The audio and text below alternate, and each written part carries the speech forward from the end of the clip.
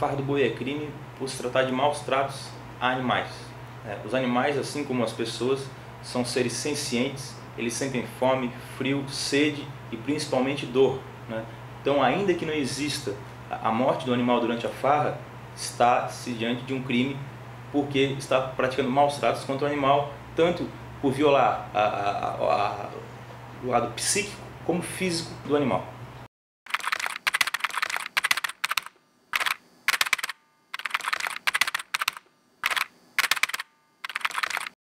Pode-se fazer um paralelo com outros crimes, de fato. Toda aquela pessoa que cria ou incrementa um risco, né, que é proibido pela norma penal, aquela pessoa que criou um risco que a norma penal diz que não pode ser criado, ela pode vir a responder por um crime.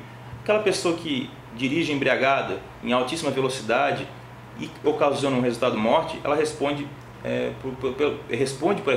por aquela morte, né, tanto civil como criminalmente. Aquela pessoa que compra um boi ou que patrocina uma festa que instiga o animal, né, da mesma forma estará sujeita a responder por aquilo que o animal vir a causar, né, durante a farra do boi, seja de ordem material, carros principalmente que se deterioram, lojas, casas, como em relação à integridade física das pessoas, né, lesão ou morte, a pessoa estará sujeita a responder por essa lesão ou por essa morte que o animal causar.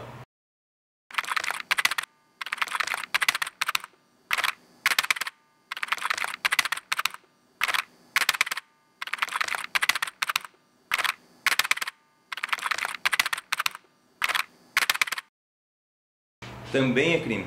A farra do boi, além de ser considerado pela Lei 9.605 crime, o STF, o Supremo Tribunal Federal, já disse ser uma prática inaceitável e inconstitucional. Não interessa se é feito em mangueirão, se é feito na rua, na praia, no terreno, é crime.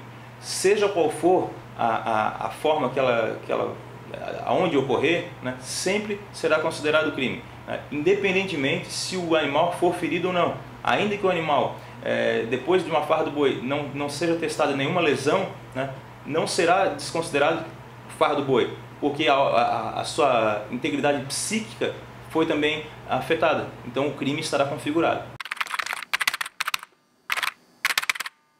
A farra do boi, o crime de maus tratos a animais, ela prevê uma pena de 3 meses a 1 ano de detenção, podendo aumentar de 1/3 caso exista a morte do animal.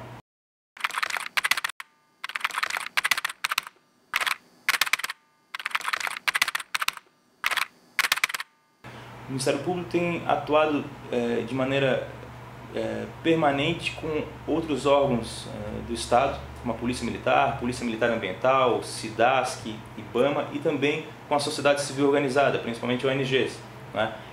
Há basicamente 2 vertentes aí de atuação. Uma atuação preventiva, né, em que o Ministério Público auxilia projetos educacionais em escolas de municípios onde a farra do boi há uma ocorrência maior, né, para que se forme jovens mais conscientizados a respeito disso, e a parte preventiva, que o Ministério Público também não abre mão, de processar criminalmente os farristas.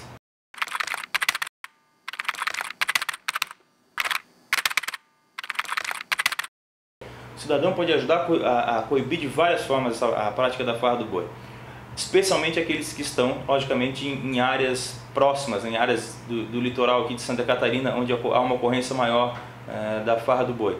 Ele pode tanto denunciar para a polícia militar da sua cidade, para a polícia civil da sua cidade, para o Ministério Público da cidade.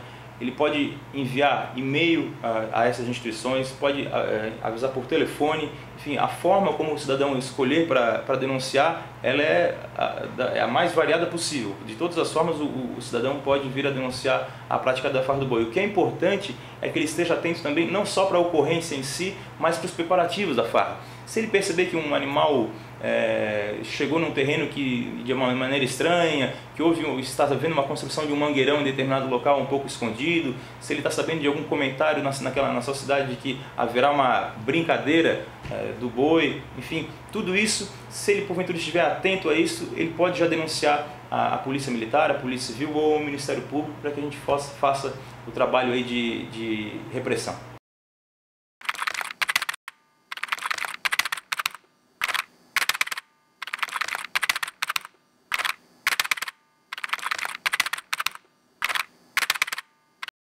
o cidadão, esse cidadão que de fato fique um pouco assustado, um pouco temeroso de fazer a sua denúncia, ele pode ficar tranquilo no seguinte sentido: a denúncia pode ser feita inclusive de maneira anônima, né?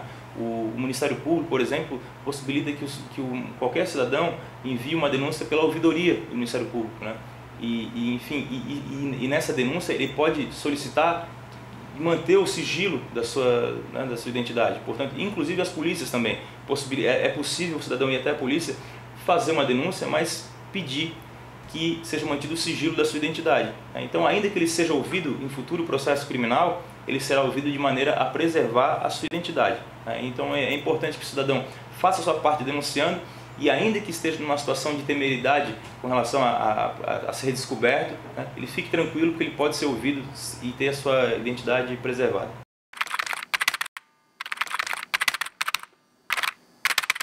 Pode ser inclusive depois da farra, e é interessante nesses casos, que seja quando acontece depois da farra do boi, que de alguma forma esse cidadão registre a ocorrência, não é? Tente de repente filmar alguma coisa, fazer um registro fotográfico, não é? Que identifique o local e pessoas que estejam participando.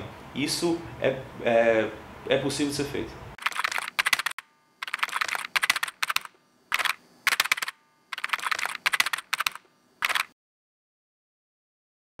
A legislação é bastante branda no que se refere à penalização de quem pratica a farra do boi, né?